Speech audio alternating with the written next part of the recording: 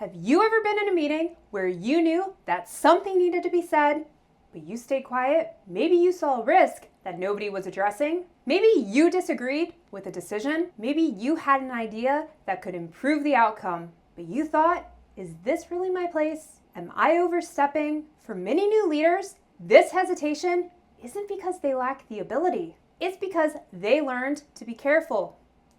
Maybe earlier in your career, you stepped forward. You raised a concern, you challenged an idea, you took initiative, and somebody told you to stand down. That's not your decision. Stay in your lane.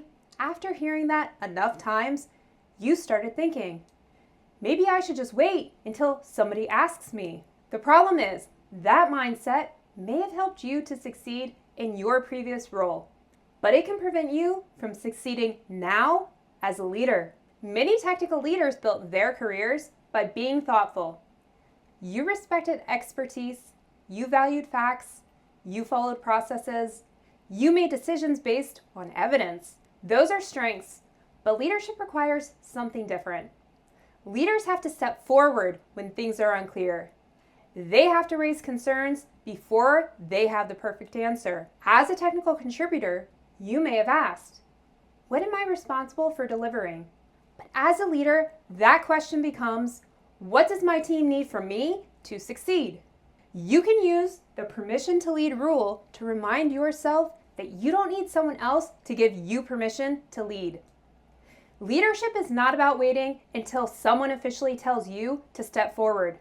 Leadership is about taking responsibility for helping the team to succeed. Another reason that new leaders hesitate is because their relationships change. This is especially true when you start leading your former peers. And many new leaders struggle because they think, if I start acting like a leader, people won't see me the same way. But here's the important distinction. You don't have to become a different person to become a leader. And you don't have to act like you're better than the team. Leadership is not about creating separation. It's about accepting responsibility. Your relationships with people will change, but your respect for people should not. You can use the relationship shift principle when moving from peer to leader. You can maintain relationships without avoiding leadership responsibilities. A leader can still listen, collaborate, and support the team.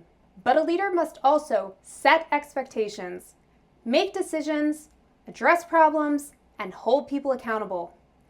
Being liked is not the same thing as being respected. One of the biggest fears that new leaders have is this. They ask, what if I step forward and someone says that I'm overstepping? The solution is to communicate in a way that creates value. You don't need to be the expert on every topic. Instead, leaders learn to bring structured thinking. A simple way to do that is the see, assess, recommend framework. For C, ask, what are you observing? What facts are you noticing?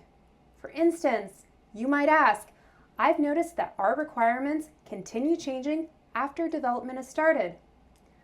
For assess, you might ask, why does it matter? What is the impact or risk? For instance, you could say, the risk is that the team spends time reworking solutions instead of moving toward the final objective. And finally, for recommend, you could ask, what do you suggest? For instance, you can say, I recommend that we clarify priorities before continuing development. That's how leaders contribute. You're helping the team to understand the situation and make better decisions. Confidence is built through action. You don't become confident and then lead. You lead and confidence grows. You can use the leadership confidence principle as you continue developing. Confidence does not come before leadership. Confidence comes from practicing leadership. You don't need to know everything. You don't need to be the most experienced person in the room. You need to be willing to step forward and help your team to succeed.